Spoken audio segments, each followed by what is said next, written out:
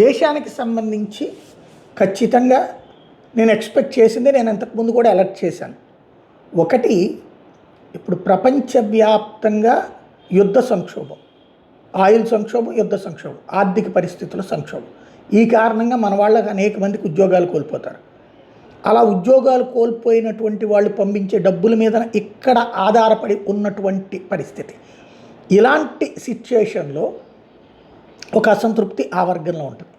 Artificial intelligence ఇంపాక్ట్తో కోట్ల రూపాయల జీతాలు తీసుకునే వాళ్ళ ఉద్యోగాలు పోతున్నాయి. వాళ్ళందరూ భారతీయులు అక్కడికి వెళ్ళి సెటిల్ అయినటువంటి వాళ్ళు లేదా వాళ్ళ కుటుంబాల వాళ్ళు.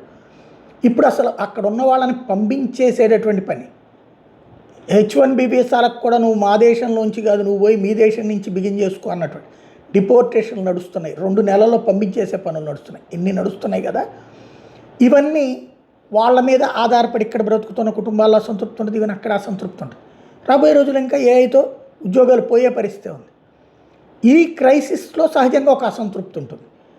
అలాగే హార్ముజ్ జలసంధి దిగ్బంధం, వీటి వలన ఆయిల్ చుట్టూ తిప్పి తీసుకురావడం వలన వచ్చేటటువంటి ఖర్చు, ఇన్సూరెన్స్ వల్ల అయ్యే ఖర్చు, వీటి వల్ల పెట్రోల్ డీజిల్ ధరలు పెరుగుతాయి. ఆ పెట్రోల్ డీజిల్ ధరలు పెరగడం వల్ల నిత్యావసర వస్తువుల ధరలు పెరుగుతాయి. ఇవన్నిటి వల్ల ఒక అసంతృప్తి ఉంటుంది. ఈ అసంతృప్తులు ఆ పాయింట్ని టచ్ చేసి వెళ్తే జనాలకి వెళ్ళదు. ఎందుకంటే డిబేట్ నడుస్తుంది, ప్రపంచం అంతా చూస్తున్నారు కాబట్టి. దానికి మోడీ ఏం చేస్తాడు, లేకపోతే కనుక అమిత్ షా ఏం చేస్తాడు, ఈవెన్ ట్రంప్ ఏం చేయగలుగుతాడు అన్నటువంటి. కానీ దీన్ని డైవర్ట్ చేయడానికి సనాతన ధర్మం వలనే ఇదంతా జరుగుతుందన్నటువంటి కోణం ఒకటి ప్రొజెక్ట్ చేస్తున్నారు.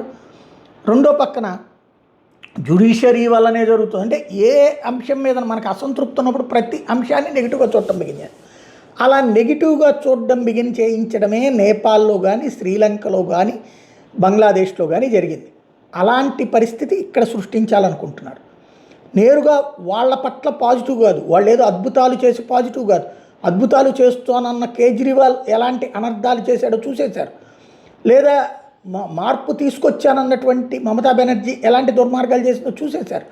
కాబట్టి ఇప్పుడు భారతదేశంలో బీజేపీని కొట్టాలంటే సాధ్యం కాదు. కాబట్టి ఇప్పుడు ప్రజలలో ఒక అసంతృప్తిని రేకెత్తించడం అన్నటువంటి ఇక్కడ 2 కోణాలు ఉన్నాయి.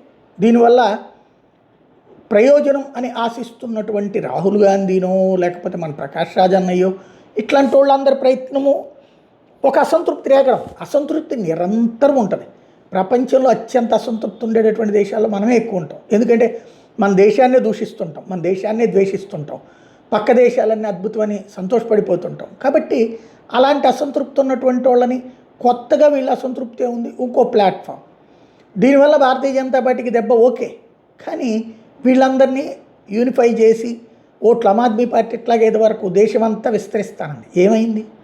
ఎక్కడికి పోయింది? అయిపోయింది.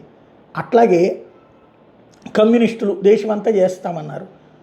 ఇప్పుడు ప్రకాష్ రాజ్ కోరుకున్నట్టుగా ప్రధానమంత్రిని తరిమేయాలి, లేకపోతే ప్రధానమంత్రిని చంపేయాలి, ఇట్లాంటి కోరికలతో రచ్చ చేసి అప్పుడు ఢిల్లీలో చేసిన ఉద్యమాల టైప్లోనో, పంజాబ్లో చేసిన ఉద్యమాల టైప్లోనో చేసి ఒక అన్రెస్ట్ క్రియేట్ చేయగలుగుతారు తప్ప ప్రజామోదం పొంది ఇప్పుడు మోడీని వ్యతిరేకించుతున్న ఇదిగో మోడీ ఈ పథకాల విషయంలో విఫలమయ్యాడు, మేము వస్తే ఇవి చేస్తాం అన్నటువంటి ఒక కన్స్ట్రక్టివ్గా వెళ్ళి గెలవడం అసాధ్యం అన్నది మన బెంగాల్తో తేలిపోయింది. బెంగాల్ వ్యవహారంలో ఎప్పుడైతే ఫెయిల్ అయిపోయారో ఇక అన్రెస్ట్ క్రియేట్ చేయడానికి జరుగుతున్నటువంటిదే ఈ కాక్రోచ్ వ్యవహారాలు లాంటివి. మరి భారతదేశం తట్టుకుంటుందా లేదా అన్నదే భవిష్యత్తు తేల్చాల్సి ఉంది.